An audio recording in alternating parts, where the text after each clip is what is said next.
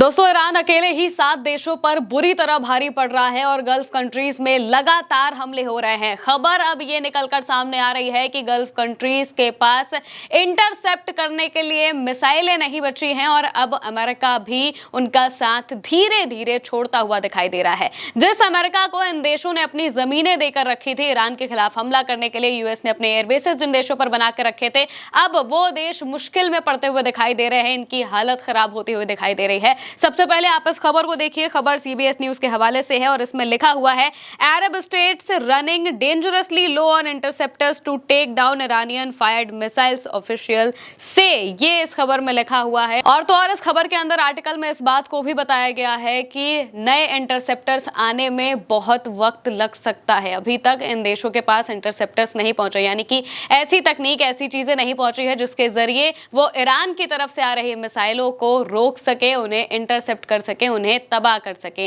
इस वजह से मौजूदा वक्त में गल्फ कंट्रीज की हालत खराब हो चुकी है। आज की अगर हम बात करें तो आज ही ईरान ने अलग अलग देशों पर हमला किया है और इनमें बताया जा रहा है कि कुवैत में यूएस फोर्सेस के हेडक्वार्टर और कैंप अरीफिजान पर 4 मिसाइल दागी गई हैं और कुवैत की नेशनल गार्ड ने 8 ड्रोन को इंटरसेप्ट किया है, ये बात कही जा रही है। बहरीन में मिसाइल और ड्रोन से हमले लगातार चल रहे हैं, सायरन बज रहे हैं, इंटरसेप्शन यहां पर भी हुआ है। सऊदी अरब में शाइबा ऑयल फील्ड पर ड्रोन हमले करने की बात आज फिर सामने आई है। इसके अलावा यूएई में दुबई इंटरनेशनल एयरपोर्ट के पास भी 2 ड्रोन गिरने की बात सामने आई थी। ऑफिशियल्स की तरफ से इस बात को कहा गया था कि इसमें करीब 4 लोग घायल भी हुए हैं। इस तरीके से मौजूदा वक्त में अगर हम इन 3-4 देशों को देख लें और साथ ही साथ अमेरिका और इजराइल को देख लें, इराक में भी बीते दिनों हमला हुआ था, तो 7 से भी ज्यादा देशों पर लगातार ईरान भारी पड़ता जा रहा है और ये मौजूदा वक्त में गल्फ कंट्रीज की हालत बहुत बुरी तरीके से अकेले ईरान ने ही खराब करके रख दी है। ईरान इस तरीके से हमला करेगा ये किसी ने भी नहीं सोचा था और इसी वजह से ये देश अमेरिका के भरोसे बैठे हुए थे। इन्हें लगा था कि अपनी जमीन अमेरिका को दे देंगे,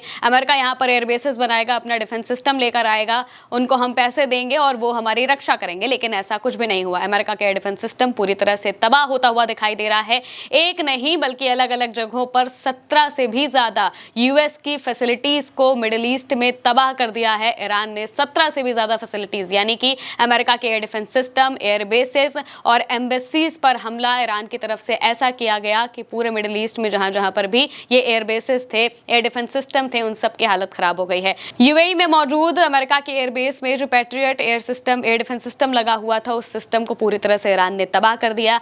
बहरीन में ये एयर डिफेंस सिस्टम खराब हो चुका है। बहरीन की एक तस्वीर सामने आई थी जिसमें एयर डिफेंस सिस्टम से निकली मिसाइलें, जिन्हें ईरान की मिसाइलों को रोकना था, वो ईरान की मिसाइलों को रोकने की जगह उसी जगह पर गिर जाती हैं, बहरीन के अंदर ही गिर जाती हैं। बहरीन की राजधानी मनामा से ये तस्वीर सामने आई थी जिसमें साफ पता चल रहा है कि बहरीन में मौजूद अमेरिका का एयर डिफेंस सिस्टम पूरी तरीके से ईरान की मिसाइलों को इंटरसेप्ट करने में फेल हो रहा है। बीते दिनों इजराइल की तस्वीरें भी सामने आई। इजराइल में भी आप देख सकते हैं किस तरीके से एयर डिफेंस सिस्टम ईरान की मिसाइलों को पकड़ने में पूरी तरीके से नाकाम हो रहा है। रात में जब मिसाइलें मारी जाती हैं, खुर्रम शहर 4, फतेह 2 और क्लस्टर बम जैसी जो मिसाइलें ईरान की तरफ से मारी जाती हैं, वो इजराइल के आसमान को ऐसे चमकाती हुई दिखाई देती हैं और लगता है कि हाँ, बारिश की तरह ये मिसाइलें गिरती हुई नजर आ रही हैं। बीती रात में भी कुछ ऐसा ही हुआ। तेल अवीव पर भयंकर हमला ईरान की तरफ से किया गया था।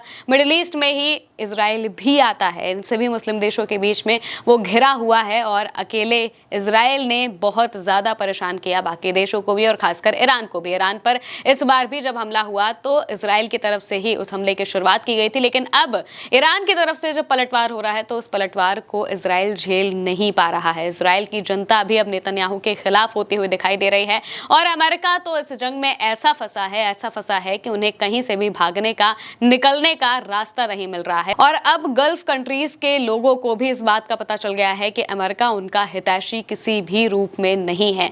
कतर के पूर्व प्रधानमंत्री ने बीते दिनों इस बात को कहा था कि हम जैसे ही ईरान पर युद्ध करने की बात हम कहेंगे कि हम ईरान से युद्ध करने जा रहे हैं तो अमेरिका पीछे से हट जाएगा, वो हमें अकेला छोड़ देगा और अपने हथियार सब जगह पर बेचने लगेगा और अमेरिका इन्हें अकेला छोड़ देगा। ये बात इन्होंने भी कही थी। और इसके अलावा भी लगातार जो एनालिस्ट हैं वो इस बात को कह रहे हैं कि गल्फ कंट्रीज को अमेरिका ने सिर्फ और सिर्फ इस्तेमाल किया है और उन कंट्रीज ने अपने आप को इस्तेमाल होने दिया है। इसी वजह से मौजूदा वक्त में वो ईरान के निशानों पर आ गई हैं। ईरान ने एक बार नहीं कई बार इस बात को कहा है कि आप अपनी जमीन अमेरिका को इस्तेमाल करने मत दीजिए।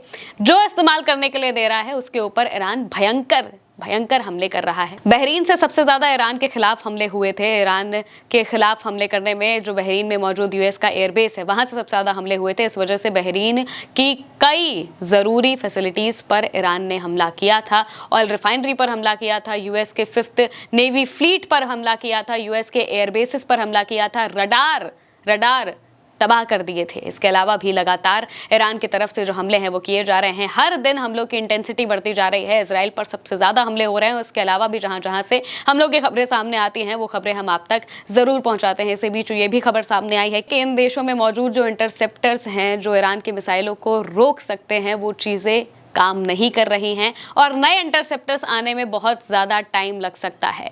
यहाँ तक कि अमेरिका को, डोनाल्ड ट्रंप को साउथ कोरिया से मदद मांगनी पड़ गई। साउथ कोरिया से उन्होंने अपना जो पेट्रियट सिस्टम है वो मांगा है कि आप अभी कुछ वक्त के लिए हमें ये पेट्रियट सिस्टम दे दीजिए, हम इसे गल्फ कंट्रीज़ में लगाएंगे क्योंकि वहाँ पर उसकी कमी आ गई है। बहुत बुरी तरीके से उनके पेट्रियट सिस्टम तबाह हो गए हैं। तो अलग अलग जगहों पर जहाँ पर भी उन्होंने अपने ये सिस्टम्स बेचे थे, भेजे थे, साउथ कोरिया को भी उन्होंने ये सिस्टम दिया हुआ था। इस वजह से वहाँ से वो लाकर इसे गल्फ कंट्रीज में सऊदी अरेबिया के पास शिफ्ट करने वाले हैं ताकि उन्हें मदद की जा सके। और लेकिन उसको आने में बहुत ज़्यादा वक्त लग जाएगा। और ये जंग जिस हिसाब से चल रही है, ईरान जिस तरीके से लगातार हमले कर रहा है, ये हमले बता रहे हैं कि ईरान रुकने वाला नहीं है। और जो भी देश ईरान के खिलाफ होगा, ईरान उनको सबक सिखा कर रहेगा। फिलहाल के लिए मेरे साथ इस खबर में इतना ही। आप देखते रहिए उल्टा चश्मा यूसी।